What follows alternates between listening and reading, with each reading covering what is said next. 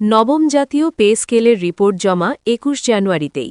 সর্বনিম্ন বেতন নির্ধারণ করা হয়েছে ১৮,০০০ টাকা। ৩১ জানুয়ারি গেজেট প্রকাশ, অর্থ উপদেষ্টা। সরকারি চাকরিজীবীদের সকল ধরনের আপডেট সবার আগে পেতে চ্যানেলটিকে সাবস্ক্রাইব করুন। প্রথম আলো, ১৯/১/২০২৬।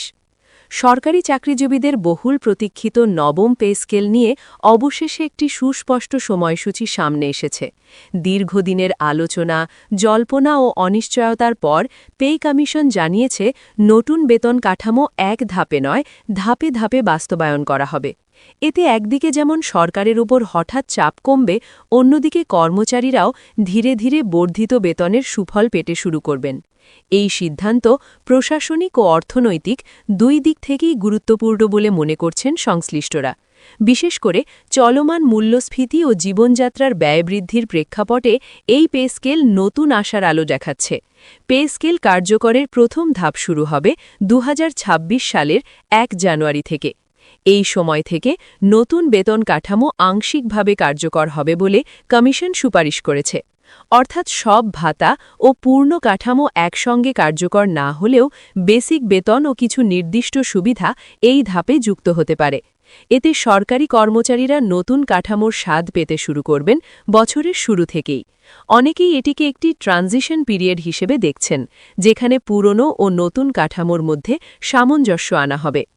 পূর্ণাঙ্গ নবম পে স্কেল কার্যকর হওয়ার সময় নির্ধারণ করা হয়েছে ২০২৬-২৭ অর্থবছরের শুরু থেকে, অর্থাৎ ১ জুলাই ২০২৬ থেকে সব গ্রেড, ভাতা ও সংশ্লিষ্ট সুবিধা সম্পূর্ণভাবে বাস্তবায়নের পরিকল্পনা রয়েছে।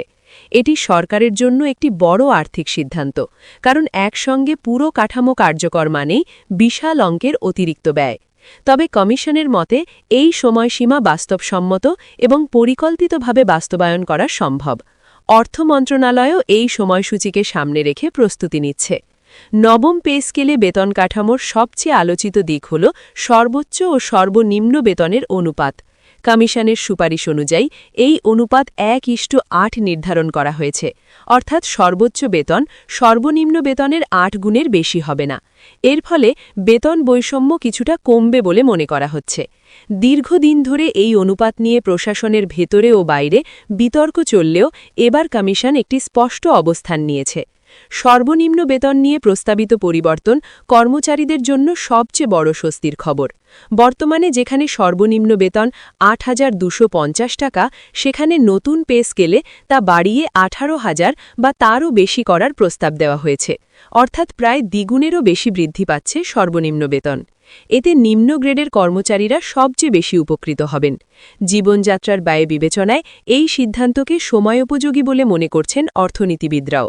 অন্যদিকে সর্বোচ্চ বেতনেও উল্লেখযোগ্য পরিবর্তনের প্রস্তাব রয়েছে। বর্তমানে যেখানে সর্বোচ্চ বেতন ৭৮,০০০ টাকা, সেখানে নতুন কাঠামোতে তা বাড়িয়ে ১,২০,০০০ টাকা বা তারও বেশি করার পরিকল্পনা করা হয়েছে। এতে সিনিয়র কর্মকর্তা ও শীর্ষ পর্যায়ের প্রশাসনিক পদে থাকা ব্যক্তিরা নতুন সুবিধা পাবেন। তবে অনুপাত ১:৮ বজায় রাখায় এই বৃদ্ধি সীমার মধ্যে রাখা হচ্ছে, ফলে একই সঙ্গে প্রণোদনা ও ভারসাম্য দুই বিষয়ে নিশ্চিত করার চেষ্টা করা হয়েছে। নতুন পে স্কেল বাস্তবায়নের জন্য সরকারের আর্থিক প্রস্তুতিও ইতিমধ্যে শুরু হয়েছে।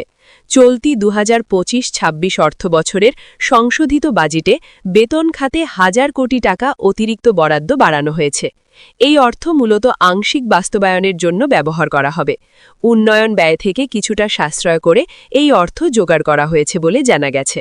সরকারের পক্ষ থেকে বারবার বলা হচ্ছে, অর্থনৈতিক ভারসাম্য নষ্ট না করেই এই পে স্কেল কার্যকর করা হবে।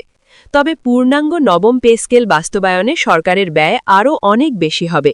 হিসাব অনুযায়ী সম্পূর্ণ কাঠামো চালু করতে অতিরিক্ত ৭০ থেকে ৮০,০০০ কোটি টাকা প্রয়োজন হতে পারে। এই বিপুল অঙ্কের অর্থ জোগাড় করা সরকারের জন্য বড় চ্যালেঞ্জ। রাজস্ব আয় বাড়ানো, ব্যয় সংকোচন ও ঋণ ব্যবস্থাপনার উপর বিশেষ গুরুত্ব দিতে হবে। অর্থ মন্ত্রণালয় ইতিমধ্যে বিভিন্ন সম্ভাব্য উৎস নিয়ে কাজ শুরু করেছে।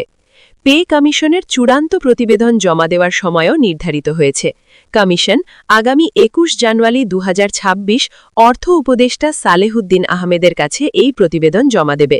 এই প্রতিবেদনে বেতন কাঠামো, পাশাপাশি ভাতা, গ্রেড, অনুপাত ও বাস্তবায়ন পদ্ধতি বিস্তারিতভাবে তুলে ধরা হবে। এটি জমা দেওয়ার পরই সিদ্ধান্তের আনুষ্ঠানিক প্রক্রিয়া শুরু হবে। প্রশাসনের উচ্চ পর্যায় থেকে শুরু করে মাঠ পর্যায়ের কর্মচারীরা এই দিনের দিকে তাকিয়ে আছেন। প্রতিবেদন জমা দেওয়ার পর উপদেষ্টা পরিষদের বৈঠকে পে স্কেল নিয়ে চূড়ান্ত সিদ্ধান্ত নেওয়া হবে। সেখানে অর্থনৈতিক সক্ষমতা, রাজনৈতিক বাস্তবতা ও সামাজিক প্রভাব সব দিক বিবেচনা করা হবে। অনুমোদন পেলে দ্রুত প্রজ্ঞাপন জারির পথ খুলে যাবে। তবে কোনো সংশোধন বা পুনর্বিবেচনার প্রয়োজন হলেও তা নিয়েও আলোচনা হতে পারে। ফলে এই বৈঠক অত্যন্ত গুরুত্বপূর্ণ বলে মনে করা হচ্ছে। এরই মধ্যে এমপিওভুক্ত শিক্ষকদের মধ্যে নতুন করে আন্দোলনের প্রস্তুতি দেখা যাচ্ছে। তারা অবিলম্বে নবম পে স্কেলের প্রজ্ঞাপন জারির দাবি জানিয়ে নতুন কর্মসূচি ঘোষণা করতে যাচ্ছেন। শিক্ষকদের অভিযোগ, বারবার আশ্বাস দেওয়া হলেও বাস্তবায়নে দেরি হচ্ছে। তারা চান অন্যান্য সরকারি কর্মচারীদের সঙ্গে সামঞ্জস্য রেখে তাদের বেতন কাঠামো দ্রুত কার্যকর হোক। এই দাবিতে শিক্ষক সমাজের মধ্যে ক্ষোভ বাড়ছে।